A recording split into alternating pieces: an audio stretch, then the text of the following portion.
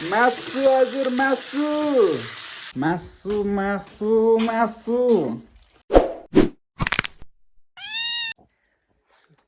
so guys welcome back to our new blog छ आजको ब्लगमा तपाईँलाई स्वागत छ अनि म चाहिँ किन यसरी बोलेको भन्दाखेरि हाम्रो घरमा भएको बिरालले चाहिँ बेबी जन्माइरहेछ एज यु क्यान सी म चाहिँ लाइट पनि त्यतातिर देखाउँदिनँ किनभने मैले यो भाइसँग सोधेको त्यो लाइटहरू चाहिँ डिस्टर्ब हुन्छ अरे अनि बिरालले चाहिँ रातिदेखि कराई गरेर एकदम के अरे कराइरहेको थियो हल्ला गरिरहेको थियो अनि बिहान उठेर मैले चाहिँ ढोका खोलिदिएँ अनि ऊ पर आएर बेडमा आएर बस्यो अनि मैले चाहिँ अस्तिदेखि नै मैले सोचिरहेको थिएँ यो प्रेग्नेन्ट छ भनेर अनि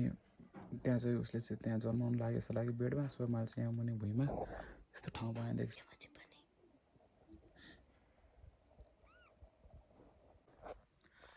सो गाइस अहिले चाहिँ अर्को दुईवटा बेबी भइसकेको छ जम्मी मान्छे देखिरहेको छ म चाहिँ बिरालोतिर लाइट फर्काइरहेको छैन किनभने उसलाई डिस्टर्ब हुन्छ अरे अर्को पनि त्यसले देख्यो उसले चाहिँ देखेको छैन हामीले चाहिँ कोठाको लाइटहरू सब मारिरहेको छु मैले मान्छे अर्को पनि बेबी देखिरहेको छु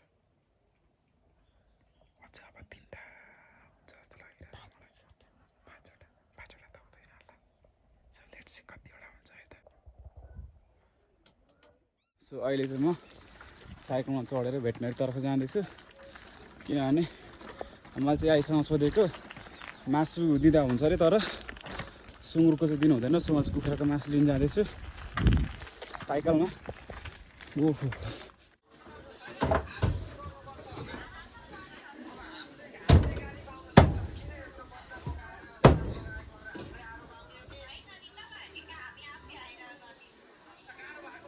लगाएपछि म चाहिँ सामान लिएर घर पनि आइपुगिसकेँ यो प्लास्टिकमा सामान छ कतिवटा जन्मियो 3वटा ल 3वटा जन्मेको छ अरे लेट्स सी है त यसो न सो दाजुभाइहरू हाम्रो बिरालले चाहिँ सबै बेबीलाई जन्माइसकेको छ हाउ आर यु फिलिङ साथीलाई दिने ओके यहाँ छ वेट म लाइट बालेर खिच्छु है त ल दाजुभाइहरू यो चाहिँ भर्खर जन्मेको है त यो बच्चाहरू यहाँ छ मम्मी चाहिँ यहाँहरू ओके सो अब चाहिँ हामी यिनीहरूको लागि खाना बनाउन जानुपर्ने हुन्छ हामीले पनि खाना बनाएको छैन बिहान उठेदेखि यिनीहरूलाई हेरेको हामी यत्तिकै बसिरहेको छौँ सो नान्जौँ किचनमा सो अब चाहिँ हामी किचनमा गएर खाना बनाउनु पर्ने हुन्छ बिहानको 10 बजेर पनि पढिसकेको छ खाना चाहिँ बनाएको छैन सो आज नानीले खाना बनाउने भनिरहेछ होइन हो सो अब चाहिँ हामी धाएर जानुपर्ने सबैभन्दा पहिला मैले चाहिँ अघि त्यो बिरालोलाई टच गरेको थिएँ सो म चाहिँ हात खुट्टा पनि धुन जानुपर्ने हुन्छ अहिले खाना पनि बनाउनु पर्ने हुन्छ सन् मासु कहाँ राख्यो नानी म चाहिँ मासु पनि लिएर आएको छु मासु भात बनाएर खानुपर्छ सो लेट्स गो सो दाजुभाइहरू सो अहिले चाहिँ म तल पनि आइसकेको छु हात खुट्टा सब धोइसकेँ म चिट्टिका गरिसकेँ अब चाहिँ अहिले भात पकाउनु पर्ने हुन्छ माम बसाउनु नानी अब यहाँ मैले ल्याएर आएको छु यो लाइट बालेर रेकर्ड गर्दाखेरि यस्तो आँखा दुख्छ मेरो यो लाइटले लाइट बालेन भने त म फेरि देखिँदिनँ त अँध्यारोमा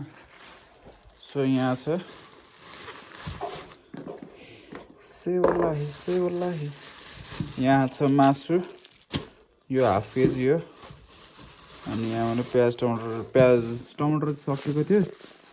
अनि प्याज पनि थोरै थियो मैले लिएर आएको छु अब अनि यहाँ नुन पनि जो यहाँ होस् यहाँ चाहिँ सामान राख्न ठाउँ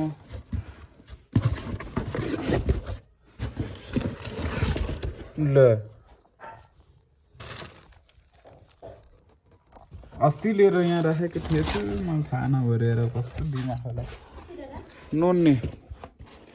अस्ति पनि एक पोका ल्याएको थिएछ अनि फेरि आज पनि मैले एक पोका ल्याएँ 2 पोका भयो नुन भयो सो हेर्नुहोस् यहाँबाट अब ए प्याज त पहिलाको प्याज त्यो चाहिँ काट्नुपर्छ होला बिग्रिन्छ होला नत्र त्यो सो यहाँ छ कटिङ बोर्ड अनि यहाँ एउटा प्याज 2टा प्याज रहेछ एउटा टमाटर रहेछ अनि पखाल्ने यसमा हालेर पखाल्नु पर्ने हुन्छ हामीले टमाटरहरू पनि हाल्नुपर्छ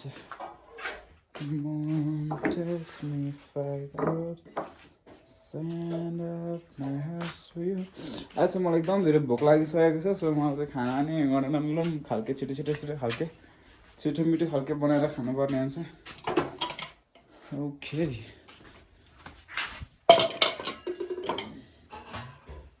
पानी छैन त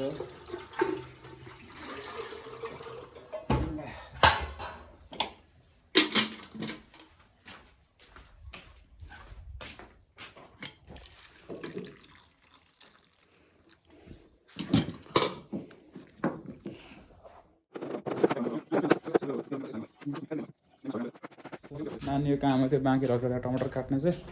नानी चाहिँ खाना बसाउँदैछन् मलाई चाहिँ यहाँनिर सब्जी बसाउनु पर्ने हुन्छ बेलुकाको सब्जी पनि छ अन्डा र आलु मिसाएर बनाएको सब्जी थियो अनि हामीले चाहिँ खाइसक्यौँ न अनि अझै फेरि बिहानको पनि अब बिहान मेन चाहिँ यो मासु ल्याउनुको कारण चाहिँ बिरालोले आज एकदम न्युट्रिसनयुक्त खाना दिनको भनेर ल्याएको हो ओके कराई चाहिँ फेरि यस्तो ओपी कराई छ हाम्रोमा अनि टमाटर काटाइ ल चिकन मासु मासु मासु तेल बेसार नुन सब्जी मसला जीरा अजिना फ्रेश मीट मसला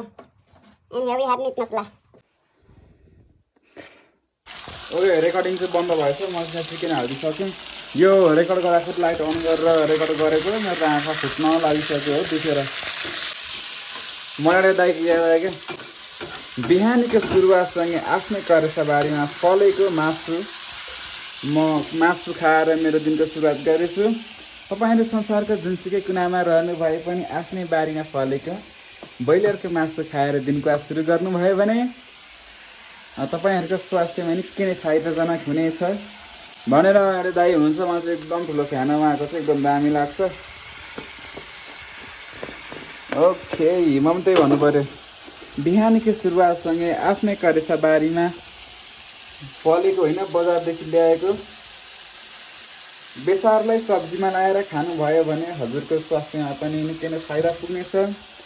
प्रकृतिले दिएको यस्तो के भन्ने प्रकृतिले दिएको यस्तो मिठो मासुबाट तपाईँको स्वास्थ्यमा निकै नै फाइदा पुग्नेछ भन्ने हामीले विश्वास लिएका छौँ भनेर भनौँ मैले चाहिँ बेसार पनि लगाइसकेँ खाना चाहिँ पाइसकेको छ अनि मैले चाहिँ यहाँ बिरालोको लागि भनेर रेडी गरेको छु 2 pieces of chicken meat and rice योसँग गएर चाहिँ हाम्रो घरमा 5 वटा बिरालो छ 5 वटा अस्ति 2 वटा थियो अनि बच्चा चाहिँ 3 वटा भनेपछि चाहिँ म चाहिँ 5 वटा भएको छ सो हामीले चाहिँ यहाँ यो भात बिरालोलाई दिनुपर्ने हुन्छ कान्छी हेलो के गर्दै हेरे माम ए तातो छ तातो बिस्तारो खाने बिस्तारो बिस्तारो ओके एउटा बेबी त यता रहेछ त ल माम खाऊ कान्छी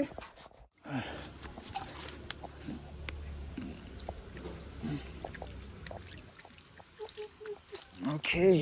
हात धुने नयाँ ट्रिक दाजुभाइहरू यो चाहिँ फेरि म साबुनहरू फेरि धुन्छु नि त ल यो सबै सब्जी लगिसक्यो ल अब चाहिँ खानु पर्ने हुन्छ हात धोएर नानीको लागि यो अहिलेको सब्जी बेलुकाको सब्जी यो दाल अनि यता छ खाना यति पनि हात धोएर म पर्खिन्छु सो आजको भ्लगलाई चाहिँ यति नै होला सो आजको भिडियोलाई यति नै